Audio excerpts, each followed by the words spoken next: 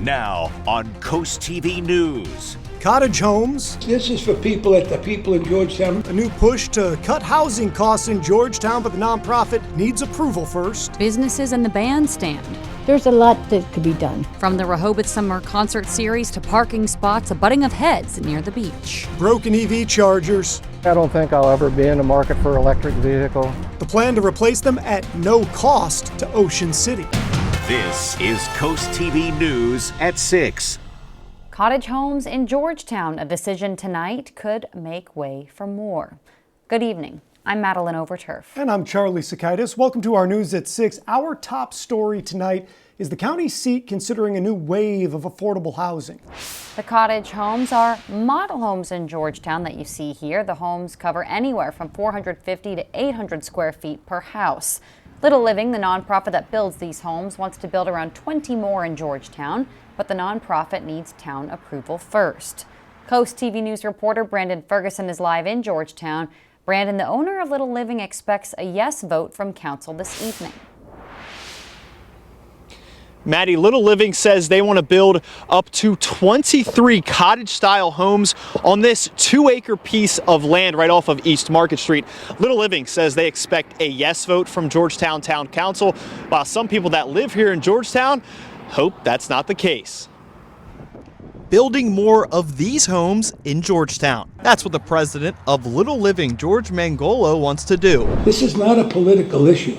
This is about human beings and housing. Mangolo says these houses would not only be for people battling homelessness. This is for people that the people in Georgetown see every day. People that work in the Domino's, people that work in the gas stations, people that work in the convenience stores, people that work in the courthouse. Rents do vary depending on how big the cottage home is.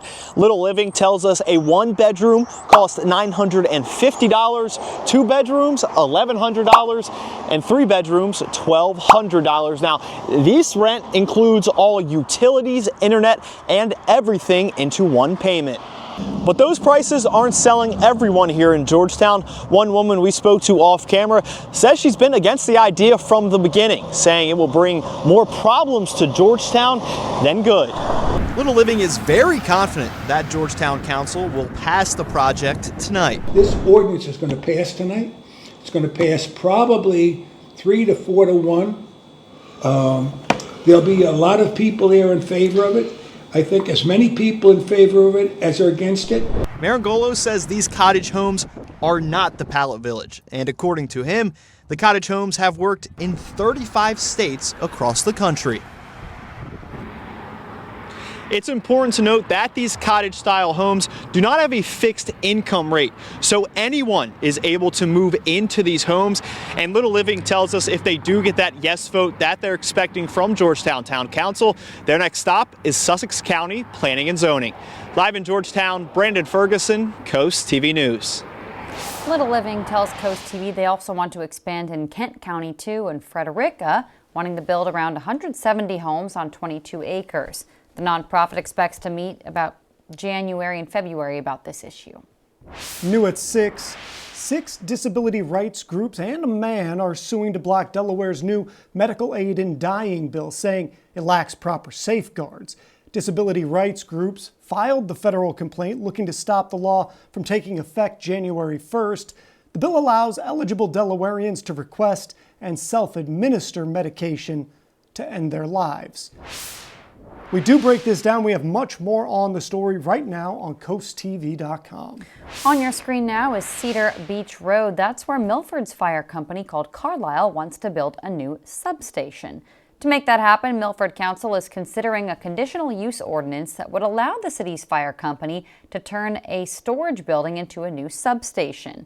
The Carlisle Fire Company says this would help them respond to calls in that growing area. The fire department says this would be a smaller second location on Cedar Beach Road, and this site would be set up for 15 people. Firefighters would gear up and take fire trucks from this site specifically. Milford City Council is discussing in a meeting that just began a few minutes ago at 6. Also being discussed right now, home-based businesses in Lewis. The city reviewing a proposed ordinance. 3 tiers of home occupations is what they're reviewing based on their impact on neighborhoods. An at-home dog grooming business started this review years ago. The city of Lewis is discussing the issue and may take action tonight. That meeting began at 5:30. Let's go ahead and take a live look outside into Ocean City. Our First Alert Chief Meteorologist Paul Williams is tracking our forecast. The combination of fast falling temps along with the winds really whipping up along the coast is making for dangerously low wind chills. For example, we're 7 degrees cooler than we were just 24 hours ago. And when you take also into consideration, hey, look at these winds, 24-mile-per-hour wind gusts in Rehoboth, 31 Bethany Beach, 30-mile-per-hour winds Indian River Inlet, and in Ocean City, we're still holding at 32-mile-per-hour wind gusts. By the way, there was a recent carriage ride that was canceled connected to some festivities in Ocean City as a result of the winds being so aggressive. By the time we get into the late night hours, the wind chill is going to drop to 17 in Ellendale, Georgetown, Milton, Seaford, 18 in Delmar and Salisbury. And that's just the half of it. Take a look at this. Tomorrow morning at 9:30, it's going to feel like 13 in some areas. And it looks like this isn't a one-off. In fact, we may have this throughout the week. So we're going to talk about tracking this Arctic air and how it's going to affect you for the rest of your work week. Paul, thank you. The city of Rehoboth Beach is looking at expanding diagonal parking on King Charles Avenue. Commissioners also approved adding sidewalks at all intersections on King Charles. But some neighbors say adding that type of parking, though, would actually hurt visibility. There's been crashes up there. There's some city data on that. And, they're not daily, but at some point, somebody's going to get hurt. And, they have these little silent policemen that say, stop for pedestrians and crosswalks. That gets knocked down all the time. Next up is a committee drafting safety ideas and parking proposals for city commissioners to review in Rehoboth Beach. This is the bandstand in Rehoboth Beach now, and this is what it looks like in the summer during summer concerts. A little bit different. The city is considering changing its concert series after some businesses say the concert crowds create a financial burden by making it hard to get to them. Rehoboth commissioners discussed concerns about overcrowding and parking issues, which store owners say they've seen firsthand. People were parked in front of our store on Wilmington Avenue Friday evening. Those same cars were there Saturday morning. The city commissioners plan to get more data on bandstand concerts and their effect on businesses before making a decision. And this brings us to our CoastTV poll for the evening. We want to know the best way to improve summer Rehoboth concerts. Let's take a look at the updated results. 68% say better parking, 0% say reduced closures, 16% say new location, and 16% say change days, which is something being considered. We do have a comment tonight. Ronald Cohen from Millsboro says, hey, leave it alone. We are there most weekends and buy food from local businesses. If you haven't voted yet or left us a comment, though many of you have, you can do it at coasttv.com or our mobile app, and we'll have updates tonight at 11. In sports, the premiere of the winter recap shows tonight on the Delmarva Sports Network. Kayla Santiago shows us what you can expect. Delmarva Sports Network from the Wawa Studios. Winter sports are here, but before the season really kicks off, we've got a basketball recap special at 8 p.m. Here's a sneak peek.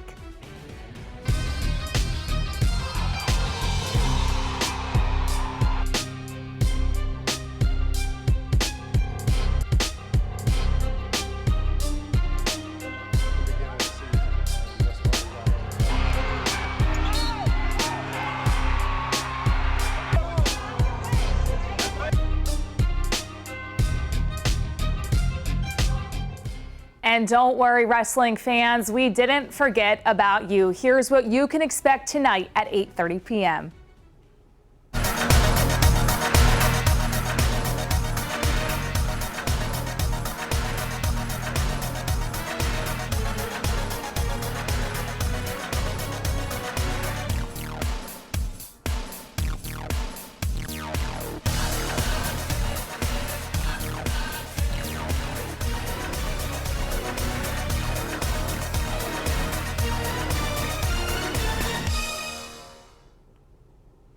That's all for sports. Have a great night. And we're just getting started this evening. Georgetown police expanding when this land will be a home to a new police and public works facility. We are tracking a few flurries over the most southern portions of the Delmarva Peninsula, but it's the cold that we really need to talk about. But first, electric cars having a hard time charging in Ocean City. How the town plans to juice them back up when we're back in just 60 seconds. Soaring Over the Shore is sponsored by Morse Roofing and Siding. Over 1,700 acres, the Redden State Forest is a piece of peace and quiet in the middle of Sussex County. This is the headquarters tract, which is 1,700 acres, but at large, Redden State Forest is nearly 13,000 acres across central Sussex County. Primarily made up of loblolly pine, the forest has tons of different trees and plants and 44 miles of trails in the 18 tracts of forest. There's also the historic Redden Lodge, built by the Pennsylvania Railroad in 1903 as a hunting lodge, and now is a gathering place for the public. From hiking to horseback riding, the Redden State Forest is a great place to enjoy the great outdoors. This is Coast TV News at 6. Electric car charging stations are essential for drivers who have ditched gas, but according to Ocean City's council, some chargers in town are broken. The company that's supposed to fix them isn't responding, and now they're considering finding an alternative. Coast TV News reporter Kevin Zappe is live in OC. Kevin, Ocean City plans to work with a new company to bring back the spark. Maddie, Charlie, the town currently only has 4 electric charging stations in Ocean City. And on top of that, only some of them work. But here's the good news. They plan to replace all of them without spending a dime. Although Tom's last name is Ford, he drives a Chevy, something he says he'd rather have than an electric vehicle, because he'd rather fill up than deal with the hassle of charging up. I don't think I'll ever be in the market for an electric vehicle, just for that reason, charging. On your screen now are the only 4 town-provided EV charging locations in Ocean City, and some of those don't even work. According to the town, Electric Vehicle Institute, the company that installed the machines, is responsible for repairing them. But the town says every time they reach out, they get no answer back. Something Ford doesn't have to worry about, with gas stations dotted all over the place. Just the convenience, yeah, absolutely, and the cost. And others agree. We spoke with other drivers here in town, and they told Coast TV they would consider buying an electric vehicle if there were more charging stations. But as for now, they're sticking with gas and diesel. On Tuesday, the Ocean City Council will discuss signing a contract with a new company, one that would replace all 16 chargers at all 4 charging locations. And how about this? They'll even foot the bill for installation, equipment, monitoring, and maintenance costs. In addition, the town would receive 20% of the charger revenue. The town believes that could bring in up to $36,000 per year. And perhaps more importantly, keeping those chargers up and running so electric cars can get going. Now, according to the town, if everything goes as planned, you could be seeing new chargers by May of 2026. I'm Kevin Zappe, live in Ocean City, Coast TV News. Coming up next, Paul Williams, who's in our weather center, has your full forecast after this. Well, there's a certain kind of cold that's nostalgic, but this kind of cold is a bit on the danger side when the wind chills drop to the lower teens. I'll show you what I mean in a moment. Ocean City holding at 34 degrees, and we're going to drop to 30 with a few flurries initially, but that's not the big story. The big story is the cold. We look at a blast of cold air that's going to basically grip the entire Northeast and the Ohio Valley region. So we're starting large, and then we're going to zoom in as to why this picture is so dire as it pertains to this cold. Right now, we're holding below freezing in most inland areas. Now, we're just above freezing along the coast, but look, we're at 30 to 31, generally speaking, for the inland region. And we're at least 7 degrees cooler now than we were just 24 hours ago. So we are slowly sliding even more so. And it feels like, the wind chill, it's 20 Indian River Inlet, 22 Bethany Beach, but also inland, it feels like 22 degrees in Georgetown, 24 Seaford and Laurel. Small craft advisory, which is dealing with the winds along the Atlantic side, that's not helping our case by much at all. Blustery conditions with 25-mile-per-hour wind gusts will continue to be problematic, and we have that same concern on the Chesapeake Bay side, and we are picking up some light flurries for right now, but even that's going to continue to come to an end. I'm not looking at significant accumulation because our focus has got to be on the cold. And here's why. Tuesday morning, this is how cold it's going to be. It's going to feel like 13 degrees in Ellendale, 13 in Delmar, Salisbury, and Seaford. And even where it's typically a little bit warmer for us at the beaches, it's still going to feel like the teens, 18, 17, 19. So that's the cold we deal with on Tuesday. Wednesday, it gets a little bit better, mid-20s. Then as we go into Thursday, we stay in the 20s, but Friday, we dump right back into the teens. It's going to feel like 18 to 19 degrees. So we're not going to loosen this grip of the cold on us anytime soon. And understand what happens when we're talking about wind chill and why it's so dangerous. You see, our bodies lose heat through convection. So with no wind, we stay warm, so 20 degrees feels like 20. But when you add wind to that, that layer of insulation comes off, and so 20 degrees with a 20-mile-per-hour wind feels like 4 degrees. And then as you go into Wednesday and Thursday, we have cloudy skies for us on Wednesday, but we're looking for much below temperatures for the entire region for the next 6 to 10 days. Finally, here's a look at the extended forecast. And unfortunately, even after tomorrow morning, we're not done yet. We have the sequel to the cold hitting after the weekend. Georgetown is one step closer to a new police and public works facility. There will be a groundbreaking ceremony Friday, December 12th at 11 a.m., 700 University Drive. This new facility, it plans to modernize the police and public works and expand facilities. The Bless Our Children campaign continues. We're still collecting cards, still collecting donations. It's all to make sure every kid has a present under the tree come Christmas morning. Now we've got a great card in here right now. Let's take a look. It's from Bob and Margaret Klim of Lewis, Delaware. We're going to get this in the tree, guys.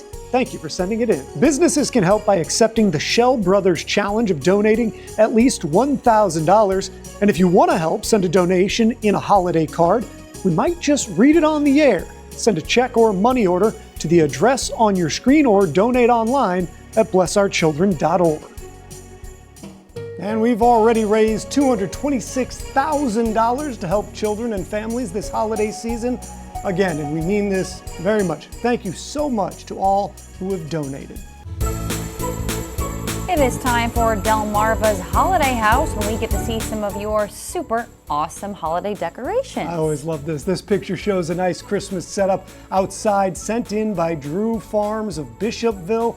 And they say, Merry Christmas from the Drews. Enjoy our winter wonderland. I like that. Nice job. I think there's a big green tire there on the right. I love what's going on. A little bit of a farm environment there with Santa. Perfect. Absolutely perfect. Thank you, Drews, for showing us your home. And we do want to see how you're decking the halls all season long. Send us your photos, your videos by going to coasttv.com/holidayhouse. And we may just show them right here on TV. Coast TV News at 6 will be right back. Be mindful of the dangerous wind chills for tomorrow morning. But right now we're at 34 degrees in Ocean City, and we're going to drop dramatically for the rest of the night. Umbrella giveaway winner is Constance Hulliver of Denton. Congratulations, courtesy of Paul Davis Restoration Home Remodeling. Keep up with your forecast by calling our weather line, sponsored by the law offices of Browstead, Mandalis, and Federico. And here's a look at your exclusive 10-day forecast. We have cold and the sequel, okay? Cold for tomorrow morning, wind chill of 13. And I honestly, genuinely and meteorologically feel strong that after this weekend, it's going to be even colder. See, I was waiting for there to be some sunshine and rainbows at the end of that sentence, and that's not what happened. No, thank you, Paul. All right. And thank you, though, for joining us here for Coast TV News at 6. For more news, more local weather, download our Coast TV News app. The NBC Nightly News is up next. And we'll see you later tonight for Coast TV News at 11. Have a great evening.